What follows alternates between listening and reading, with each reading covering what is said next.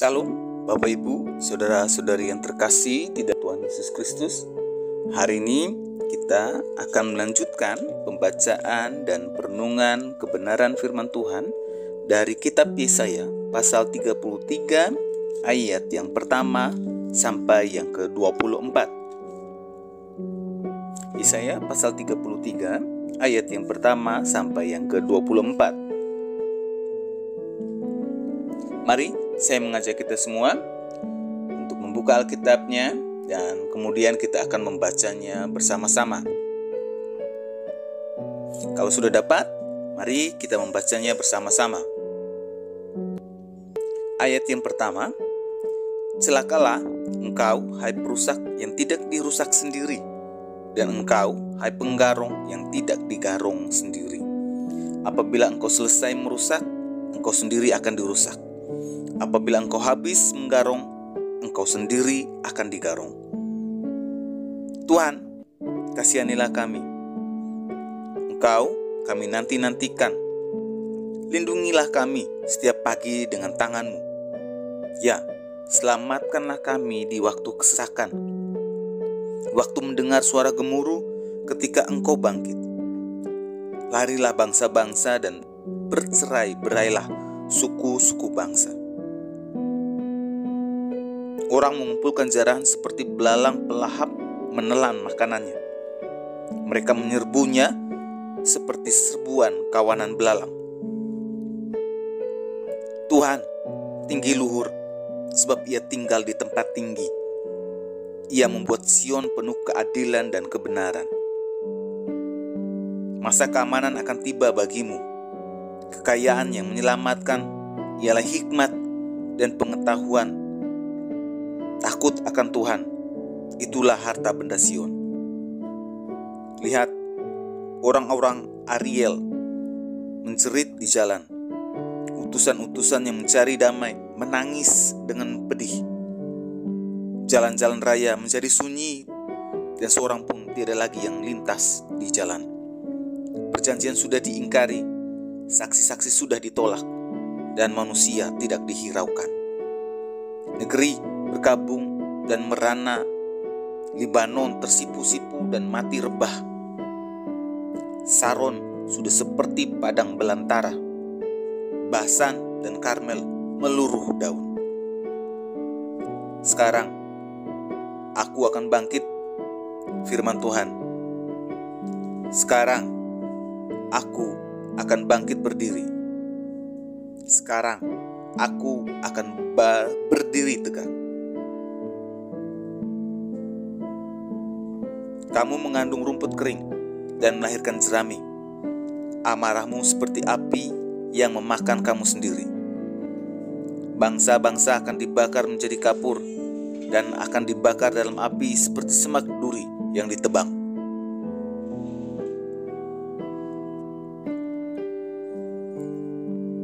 Hai orang-orang yang jauh, dengarlah apa yang telah kulakukan. Hai orang-orang yang dekat, ketahuilah keperkasaanku. Orang-orang yang berdosa terkejut di Sion.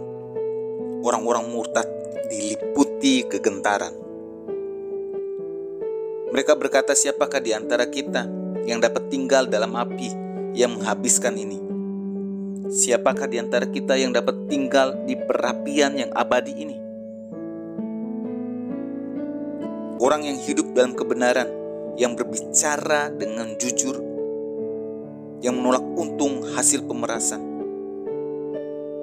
yang mengebaskan tangannya supaya jangan menerima suap, yang menutup telinganya supaya jangan mendengarkan rencana penumpahan darah, yang menutup matanya supaya jangan melihat kejahatan. Dialah seperti orang yang tinggal aman di tempat-tempat tinggi. Bentengnya ialah kubu di atas bukit batu. Rotinya disediakan, air minumnya terjamin. Engkau akan memandang raja dalam semaraknya, akan melihat negeri yang terbentang jauh. Dalam hatimu engkau akan memikirkan kengerian yang sudah-sudah. Sudah lenyapkah juru hitung? Sudah lenyapkah juru timbang? Dan sudah lenyapkah orang yang menghitung menara-menara? Tidak lagi akan kau lihat bangsa yang biadab itu, bangsa yang logatnya samar sehingga tidak dapat dipahami, yang bahasanya gagap sehingga tiada yang mengerti. Pandanglah Sion, kota pertemuan raya kita. Matamu akan melihat Yerusalem, tempat kediaman yang aman, kemah yang tidak berpindah-pindah, yang patoknya tidak dicabut untuk seterusnya, dan semua talinya tidak akan putus. Di situ kita akan melihat betapa mulia Tuhan kita, seperti tempat yang penuh sungai dan aliran yang lebar. Perahu dayung tidak melaluinya, dan kapal besar tidak menyeberanginya. Sebab Tuhan ialah hakim kita. Tuhan ialah yang memberi hukum bagi kita. Tuhan ialah Raja kita. Dia akan menyelamatkan kita. Tali-talimu sudah kendor, tidak dapat mengikat teguh tiang layar di tempatnya, tidak dapat membentangkan layar. Pada waktu itu orang akan membagi-bagi rampasan banyak-banyak, dan orang-orang lumpuh akan menjarah-jarahan. Tidak seorang pun yang tinggal di situ akan berkata, "Aku sakit," dan semua penduduknya akan diampuni kesalahannya. Bapak, Ibu, saudara-saudari yang terkasih di dalam Tuhan, hari ini renungan terambil dari kitab Yesaya pasal 33. Pasal ini dimulai dengan kata celakalah dalam ayat yang pertama. Ini tertuju kepada Asyur yang akan menyerang Yehuda atau kepada musuh yang lain. Dan ayat pertama merupakan judul atau pengantar perikop. Nubuat ini diucapkan sebelum invasi Asyur, menunjukkan bahwa pasukan yang tampaknya tak terbendung ini sebenarnya akan dihentikan. Mereka yang melakukan penjaraan akan dijarah dan akan dikhianati oleh orang lain. Isi dari Yesaya pasal 33 ini dimulai di ayat yang kedua. Mengingat ancaman Asyur dan kelepasan seorang raja yang saleh yang dirindukan, sang nabi mengajarkan bahwa umat seharusnya bergantung dan memohon perlindungan hanya kepada Tuhan, bukan kepada Mesir dan berhala, seperti yang telah ditandaskan sang nabi pada perikop-perikop sebelumnya. Tuhan harus ditempatkan sebagai satu-satunya pelindung dan raja bagi umat Yehuda, karena dialah satu-satunya raja mereka. Maka di dalam ayat 5 dan 6 kita dapat menemukan dan dapat kita lihat bahwa ayat ini menjelaskan bahwa masa-masa sulit, memang sangat sulit. Tetapi masa-masa itu membawa umat Tuhan pada pandangan yang berbeda dan lebih baik tentang siapa Tuhan.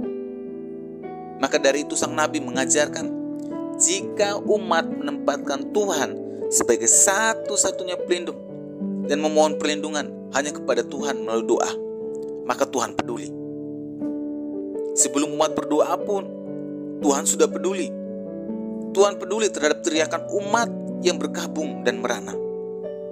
Karena kepeduliannya, Tuhan bangkit dan menolong umatnya. Dia akan memukul mundur Asyur, negara adidaya itu. Meski secara manusia Yehuda tidak akan sanggup melawan Asyur, tapi lihatlah, Tuhan akan menolong umatnya dengan memukul Asyur hingga mundur. Oleh karena Tuhan peduli dengan memberi perlindungan, maka sudah selayaknya Tuhan dipuji-puji melalui kehidupan umatnya. Puncak pujian ada di ayat yang ke-22. Di ayat ini Tuhan dipuji sebagai hakim dan raja. Tuhan dipuji sebagai hakim karena menegakkan keadilan yang didasarkan atas kasih-Nya kepada umatnya.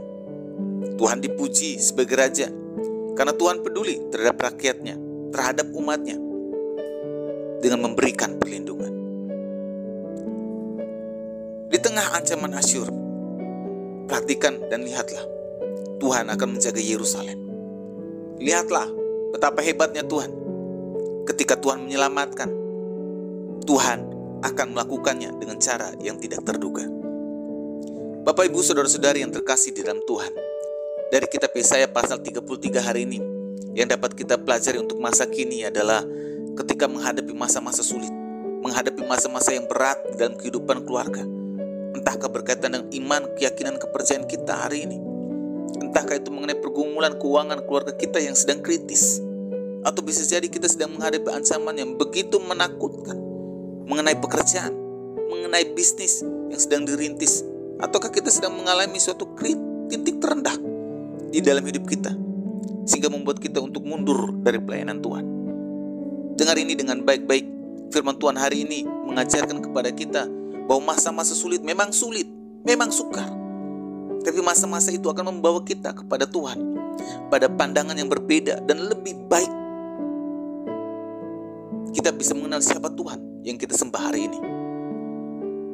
Ingat, di masa-masa sulit dan sukarnya hidup kita hari ini, mari seharusnya kita pakai waktu dalam keadaan sulit ini untuk bergantung dan memohon perlindungan hanya kepada Tuhan. Dan dari masa-masa sulit, masa-masa sukar dan susahnya hidup kita hari ini, mari tempatkan Tuhan sebagai satu-satunya pelindung dan memohon perlindungan hanya kepada Tuhan melalui doa kita. Jangan menyerah, jangan mengandalkan kekuatan, jangan mengandalkan kepintaran, kekayaan, ataupun relasi kita hari ini. Jangan putus asa. Ingat, teruslah datang kepada Tuhan melalui doa kita, dan tetap teruslah andalkan Tuhan di dalam hidup kita. Maka kita akan melihat betapa pedulinya Tuhan terhadap semua masa sulit dan sukarnya hidup kita. Maka kita akan melihat betapa hebatnya Tuhan ketika Tuhan menyelamatkan, ketika Tuhan akan melakukan segala perkara-perkara yang mustahil, yang tidak terduga, yang jauh dari segala apapun yang kita pikirkan. Itu yang dilakukan Tuhan bagi hidup saya dan hidup saudara di masa-masa sulit dan masa-masa sukar hidup kita. Oleh sebab itu, mari datang tetap terus mengandalkan Tuhan di setiap masa-masa sulit dan sukarnya hidup kita hari ini. Mari kita berdoa.